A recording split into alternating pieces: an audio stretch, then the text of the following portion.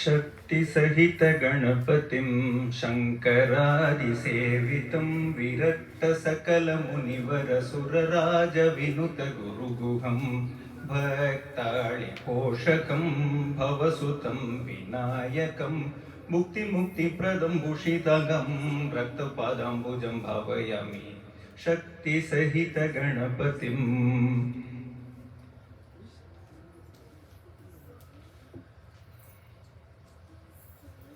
Good evening, ladies and gentlemen. Sri Gurupyo Namaha. It is indeed a pleasure to be with all of you here today. We are celebrating the 187th Aradhana Utsavam of Muthuswami Dikshitar. Muthuswami Dikshitar attained Videha Mukti, as you would all know, on the day of Deepavali, which will be on the 24th of October this year. So we are just celebrating the Aradhana Utsavam a week before. All of you will know Muthuswami Dikshitar. I don't need to give you any introduction to Muthuswami Dikshitar per se. What we are going to do as part of this celebration today is offer a Shraddhanjali and Sangeetanjali to Muthuswami Dikshitar. The theme that we have chosen today is Pancha Bhoota Kshetra kritis. So Pancha Bhutam, as you will all know, the 5 elements: Prithvi, Apu, Agni, Vayu and Akasham. The 5 elements. So Muthuswami Dikshitar, we have Shiva Kshetrams related to all of these 5 elements in Kanchipuram, Tiruvannaikaval, Tiruvannamalai, Kalahasti and Chidambaram. So we are planning to render all these 5 compositions as part of today's celebrations. So that will be the theme of today's Utsava. Just a minute on the Pancha Bhoota Kshetra kritis. So Sri Dikshitar has actually composed all of these 5 kritis, and each of these kritis, when you hear, they are all, as Mala Mami would say, they are all mantrams in Sanskrit, essentially.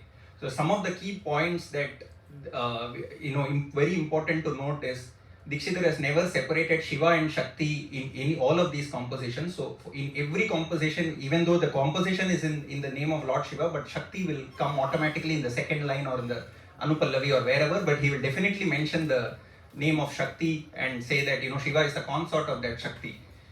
And in all of these kritis, he has specifically mentioned the lingam also. For example, in Chintaya Makandamula in Bhairavi, he has mentioned Prithvi lingam. In Jambupati, he has mentioned Parvataja Praptita Apulinga Vibho. So in each of these compositions, he has actually mentioned the lingam as well. And all the compositions have raga mudras in them. So all of the compositions will carry the name of the raga in the composition as well. And then we will obviously talk about each of those kritis when those kritis are being rendered. A quick introduction to people who don't know. So Atul and me and Harish here, we are actually part of the Sishya Parampara or Muthuswami Dikshitar.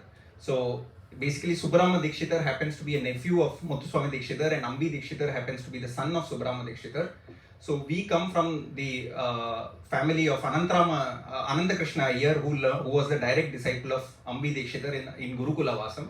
So all of us come from Sri Guru Guha Gana Vidyalaya, which was established in Calcutta in 1943, and it's still continuing till date today, and we still continue to learn from that school there.